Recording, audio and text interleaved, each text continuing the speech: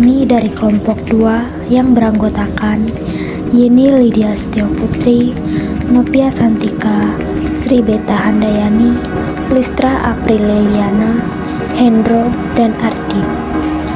Di sini kami akan menceritakan sejarah kebudayaan Indonesia yang dimulai dari masa prasejarah sampai dengan masa Orde Baru. Mari simak video selengkapnya. Yang pertama yaitu masa prasejarah. Pada masa prasejarah, terdapat Pithecanthropus atau nama ilmiah yang diberikan kepada fosil manusia purba, yang merupakan manusia pertama yang menyeberang ke daerah Khatulistiwa. Ketika permukaan laut naik dan turun, ia secara berkala menjadi penghuni pulau. Evolusi manusia di Jawa berlangsung selama kurang lebih 1 juta tahun. Manusia pertama harus menyesuaikan diri dengan lingkungan yang sering berubah-ubah, yang kemungkinan besar sangat mempengaruhi kehidupan dan kebudayaan mereka, mulai dari pemanfaatan sumber daya alam dan pengembangan kebudayaan yang khas dalam lingkungan luar biasa tersebut. Pada masa prasejarah juga terdapat tahap bercocok tanam dan beternak permulaan.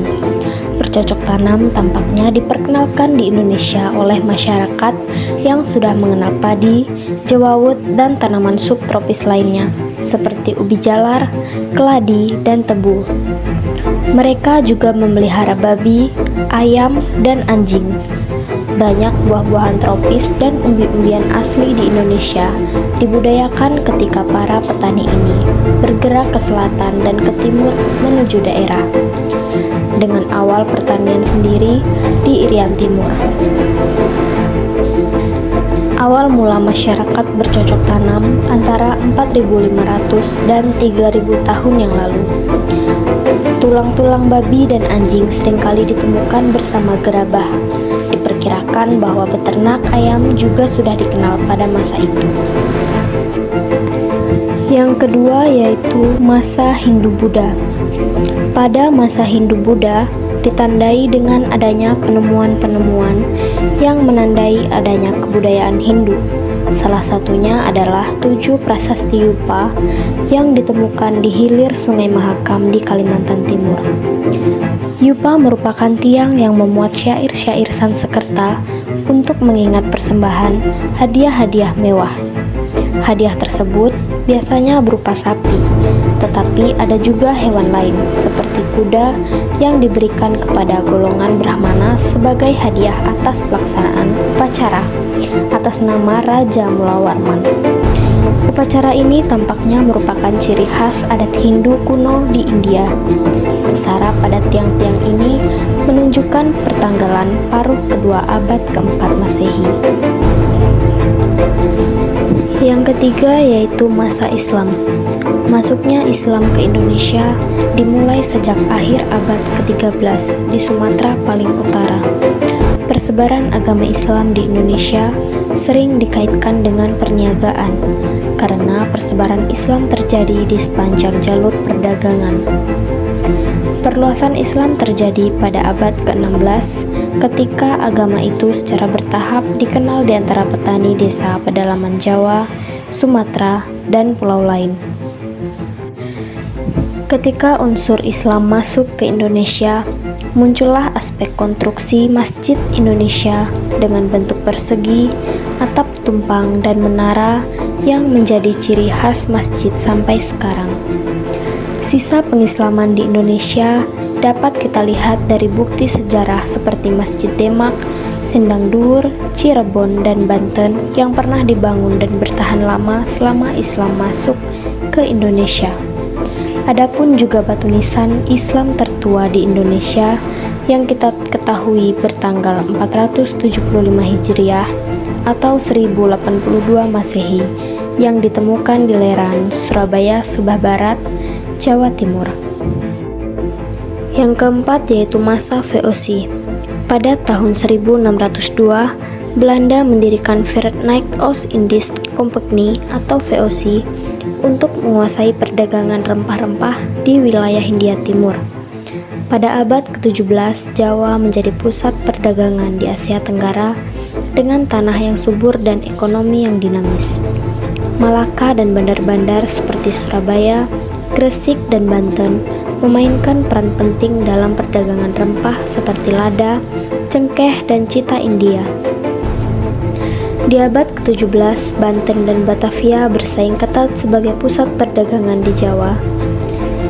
Dengan Batavia berhasil setelah serangan militer Belanda ke Banten pada tahun 1682. Meskipun VOC mencoba mengendalikan ekonomi di Jawa, perdagangan tetap penting hingga akhir abad ke-18, didominasi oleh Belanda dan orang Cina.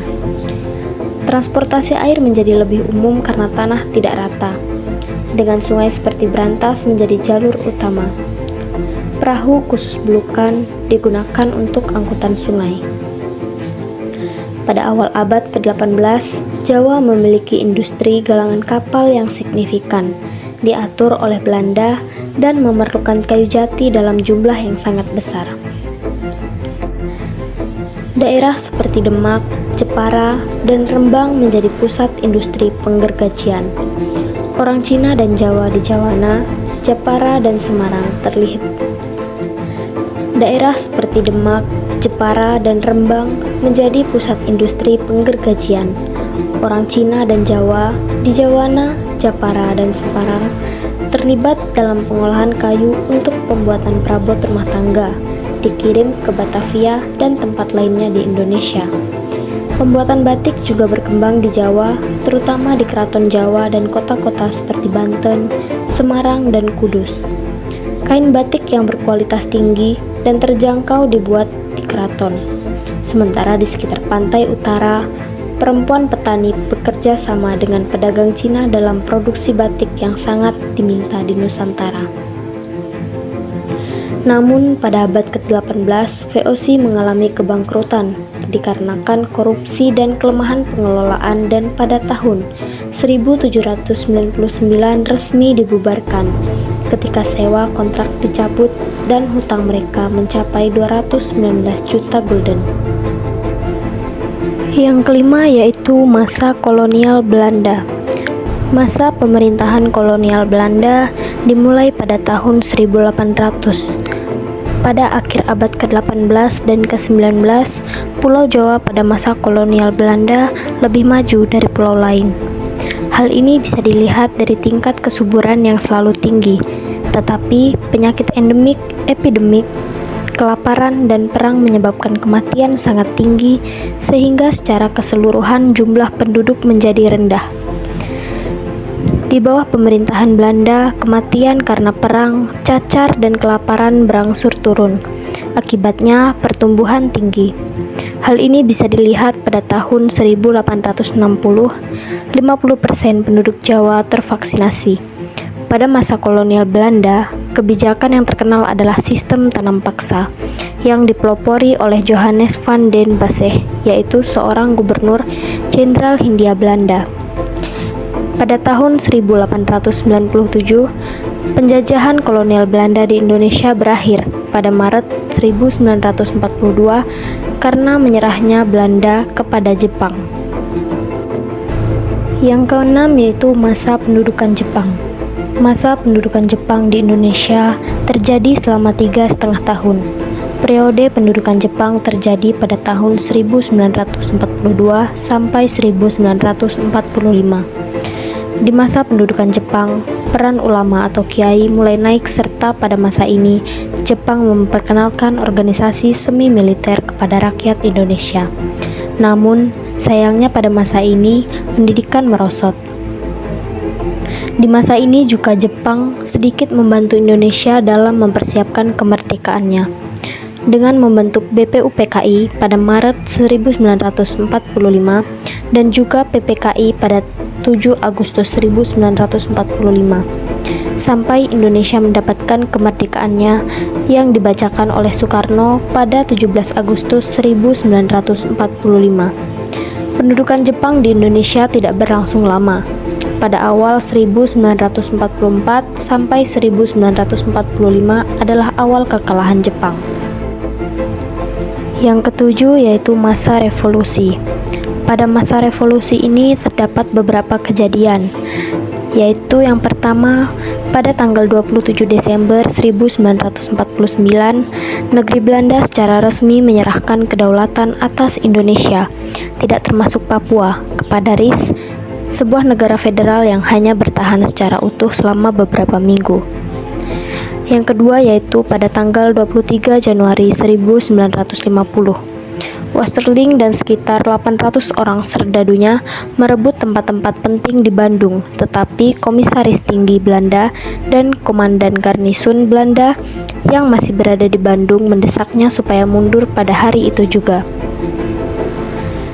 Selanjutnya pada tanggal 27 Januari 1950, ditangkapnya para pemimpin Pasundan karena dicurigai terlibat dalam komplotan Westerling, mendorong parlemen-parlemen negara bagian itu meminta agar Pasundan dibubarkan.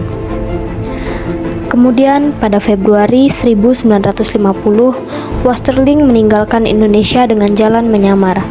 Dan kemudian pada tanggal 25 April 1950, mantan Menteri Kehakiman dalam pemerintahan Indonesia Timur, seorang Ambon yang bernama Dr. Sumukil, memproklamasikan Republik Maluku Selatan di Ambon. Yang kedelapan yaitu masa Orde Lama.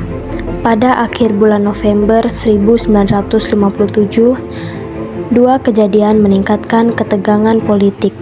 Pada tanggal 29 November, PBB tidak berhasil mengesahkan suatu resolusi yang menghimbau Belanda merunding penyelesaian mengenai masalah Papua. Soekarno telah memperingatkan bahwa Indonesia mengambil langkah-langkah yang akan mengguncangkan dunia apabila resolusi tersebut gagal.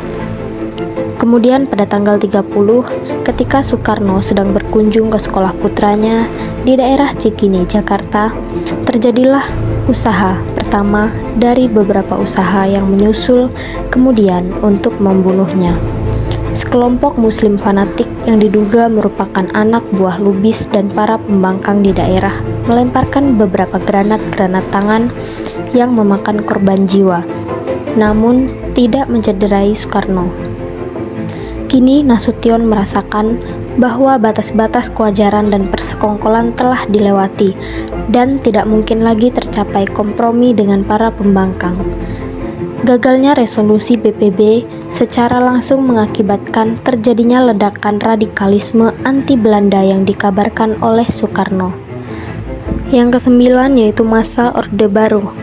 Pada masa ini terdapat beberapa kejadian, di antaranya pada tanggal 8 Agustus 1967, Indonesia mendirikan ASEAN atau Association of Southeast Asian Nations bersama Malaysia, Singapura, Thailand, dan Filipina, serta mendirikan kantor sekretariatnya di Jakarta untuk mempromosikan pembangunan ekonomi melalui integrasi kawasan dan saling bersepakat untuk tidak mencampuri urusan dalam negeri masing-masing.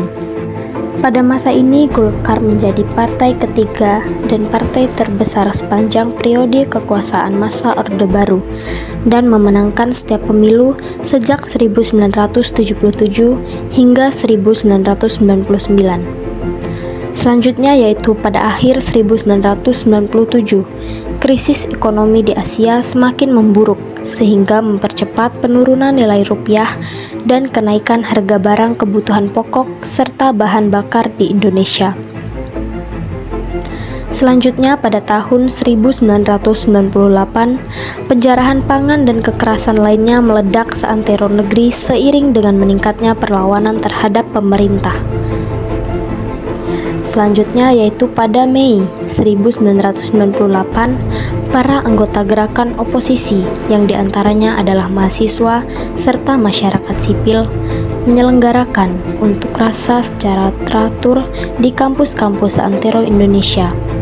Kombinasi antara perpecahan internal rezim yang dipimpin oleh elit, dampak krisis ekonomi Asia, dan berbagai kerusuhan sosial pada akhirnya membawa kejatuhan Soeharto. Perpecahan dan ketegangan di antara elit kekuasaan telah berlangsung cukup lama, yang kemudian meledak di Jakarta serta kota-kota lain. Pada 13 Mei, puncak kekerasan terjadi ketika polisi menembak mahasiswa tak bersenjata di kampus Universitas Trisakti, Jakarta. Dan pada 21 Mei, Soeharto lengser dan menyerahkan kekuasaannya pada Wakil Presiden B.J. Habibie.